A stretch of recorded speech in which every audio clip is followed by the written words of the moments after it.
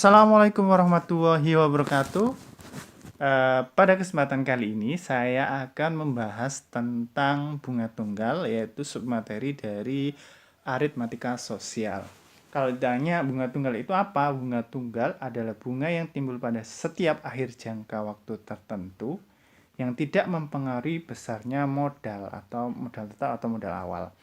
Besarnya bunga memiliki perbandingan yang senilai dengan persentase dan lama waktunya, ya, dan lamanya waktu. Jadi kalau kalian nabung katakan di koperasi atau di bank itu ada yang namanya bunga atau tambahan nilai. Tapi kalau jika kamu meminjam berarti kamu harus mendapatkan biaya ekstra untuk membayar pinjaman. Nah, rumusnya jika modal awal atau modal tetap itu dimisalkan M dibungakan dengan bunga P persen, maka besar bunga per tahun yaitu B sama dengan B kecil kali M. Di situ keterangan B adalah persentase bunga dan M adalah modal awal. Kemudian besarnya bunga per bulan berarti dikalikan 1/12 karena di situ rumusnya kan per tahun. Per tahun ada 12 bulan.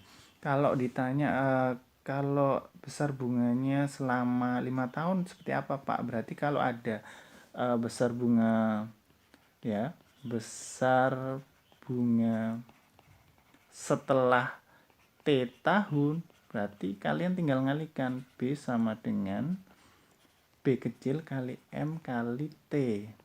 Nah, kemudian yang B besar bunga T bulan, katakanlah 5 bulan atau 6 bulan, berarti B sama dengan T per 12 kali B kali M, yaitu dengan B persentase bunga dan M adalah modal awal.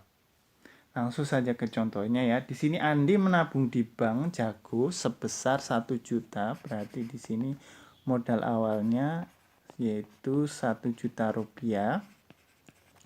Kemudian Andi mendapatkan bunga sebesar 2% per tahun, yaitu B kecil 2%. Hitunglah jumlah tabungan Andi setelah 1 tahun. Jadi kalau ditanya jumlah tabungan Andi setelah 1 tahun, berarti kita mencari bunga terlebih dahulu. Kemudian terakhir kita jumlahkan dengan tabungan awal dari Andi.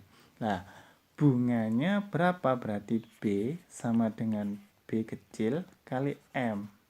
B kecilnya 2% atau 2/100 kali 1 juta. Tinggal dibagi aja ini 02-nya dicoret, berarti di sini dicoret, berarti tinggal 10.000. 10.000 kali 2, berarti ketemu 20.000. Ini bunganya. Lah, pertanyaannya jumlah tabungan Andi setelah 1 tahun. Tabungan Andi setelah 1 tahun itu diperoleh dari 1 juta ditambah bunganya 20.000, berarti ketemu 1.020.000. Lah, seperti ini untuk mencari bunga. Kalau ditanya bunganya saja berarti ketemu 20.000. Kalau ditanya tabungan Anda setelah 1 tahun berarti 1.020.000.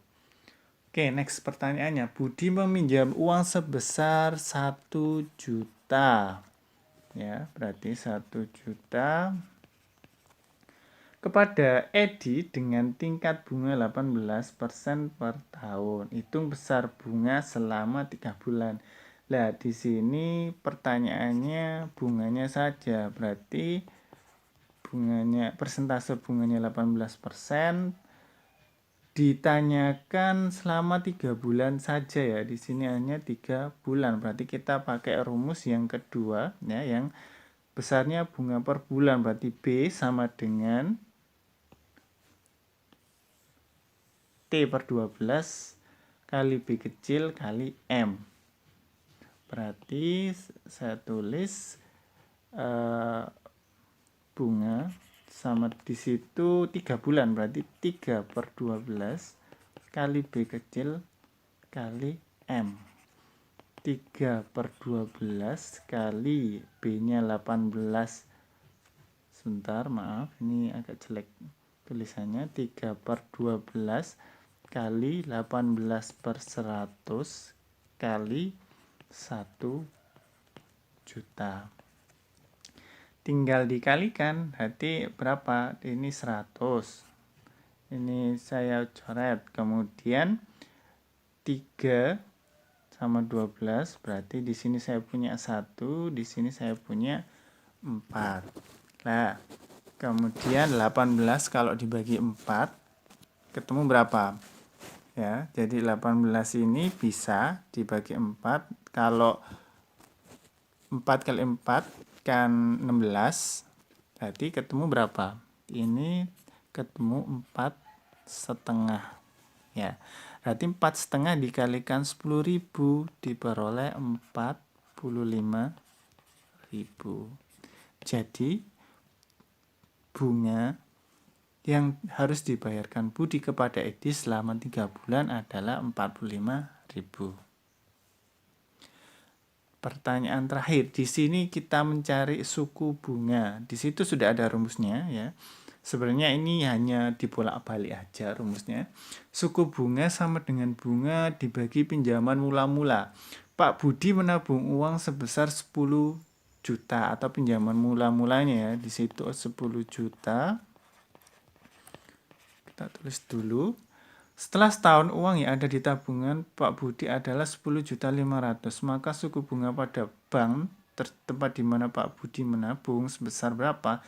Lah, kita lihat bunga itu kan diperoleh dari uang setelah dia mendapatkan bunga. Berarti di situ 10.150.000 dikurangi 10 juta. Berarti bunga yang diperoleh itu 150.000.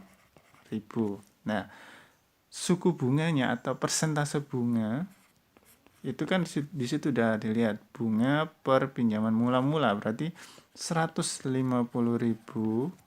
dibagi pinjaman mula-mulanya 10 juta dikalikan 100%. Kita lihat hasilnya berapa? Berarti ini kan nolnya udah kelihatan, ini 3 dibagi, kemudian di sini ada 3, 1, 2, 3. Berarti 15 bagi 10 ketemu 1,5%. Begitu caranya ya. Nah, sebenarnya ini coret-coret itu artinya dia itu dibagi ya, karena ini kan di atas ke 100%, 150.000 itu dikalikan 100%, kemudian dibagi 10 juta. Ketemunya yaitu persentase bunganya 1,5%. Nah, itu saja yang bisa saya bahas di kesempatan hari ini. Kurang lebihnya mohon maaf. Keep healthy, social distancing, pakai masker terus jika keluar rumah. Ya, saya akhiri. Assalamualaikum warahmatullahi wabarakatuh.